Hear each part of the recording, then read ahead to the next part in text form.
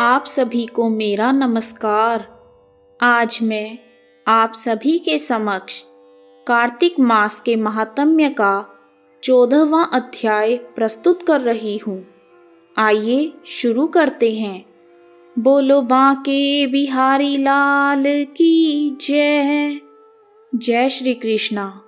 आज कार्तिक मास का पढ़ूं 14वां अध्याय। भगवान मुझ पर कृपा करें, श्रद्धा भक्ति बढ़ाएं।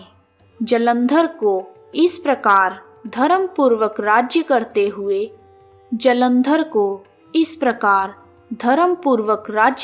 हुए देख देवता क्षुब्ध हो गए। उन्होंने महादेव शंकर को मन ही मन याद करना आरंभ किया। अपने भक्तों की इच्छा पूरी करने वाले भगवान शंकर ने नारद जी को बुलाकर देव कार्य की इच्छा से उन्हें वहां भेजा।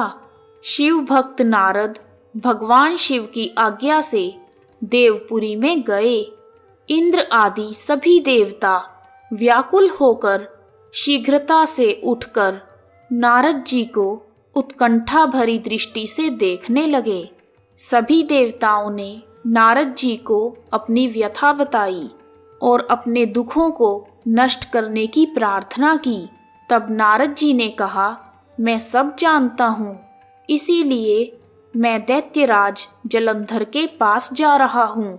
ऐसा कहकर नारद जी देवताओं को आश्वासित कर जलंधर की सभा में गए। जलंधर ने देवर्षि नारद के चरणों की पूजा करके हंसते हुए कहा, हे ब्राह्मण, आप कहाँ से आ रहे हैं? यहाँ कैसे आ गए? मेरे योग्य जो सेवा हो उसकी आज्ञा दीजिए। नारद जी प्रसन्न होकर बोले, हे बुद्धिमान जलंधर, तुम धन्य हो। मैं अपनी इच्छा से कैलाश पर्वत पर गया था। वहां 10,000 योजन में कल्प वृक्ष का वन है। वहां मैंने सैकड़ों कामधेनु गायों को विचरते हुए देखा तथा यह भी देखा कि वहां चिंतामणि से प्रकाशित परम दिव्य, अद्भुत और सब कुछ सुवर्णमय है। वहां मैंने पार्वती जी के साथ शंकर जी को भी देखा, जो सर्वांग सुंदर, गौरवर्ण, त्रिनेत्र और मस्तक पर चंद्रमा धारण किए हुए हैं। उन्हें देखकर मुझे बड़ा आश्चर्य हुआ कि इनके समान समृद्धिशाली त्रिलोकी में कोई है या नहीं है।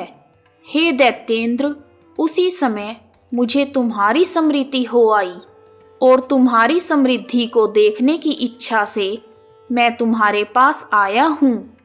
यह सुनकर जलंधर को बड़ा हर्ष हुआ। उसने नारद जी को अपनी सब समृद्धि दिखाई।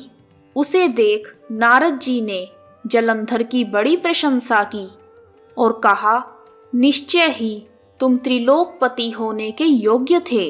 ब्रह्मा जी का हंस युक्त विमान तुम ले आए हो और द्युलोक, पाताल लोक और पृथ्वी पर जितने भी रत्न आदि हैं, सब तुम्हारे ही तो पास हैं। ऐरावत, उच्च श्रवा घोड़ा, कल्प वृक्ष और कुबेर का खजाना, यह सब भी तुम्हारे ही पास हैं। मणियों और रत्नों के ढेर भी तुम्हारे ही पास हैं। इससे मैं बड़ा प्रसन्न हूँ, परंतु तुम्हारे पास स्त्री रत्न नहीं है। उसके बिना यह सब फीका है। तुम किसी स्त्री रत्न को ग्रहण करो।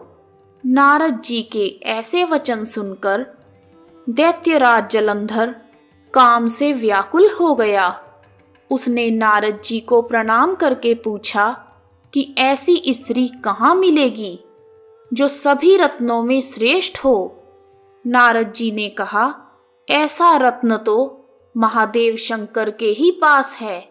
उनकी सर्वांग सुंदरी पत्नी देवी पार्वती बहुत ही मनोहर हैं। उनके समान सुंदरी मैंने आज तक कहीं नहीं देखी। भगवान शंकर के उस स्त्री रत्न की उपमा तीनों लोकों में कहीं नहीं है। देवर्षि नारद जलंधर को ऐसा कहकर देव कार्य करने की इच्छा से आकाश मार्ग से चले गए। इस प्रकार कार्तिक मास के महात्म्य का 14वां अध्याय पूर्ण हुआ। बोलो बांके बिहारी लाल की जय।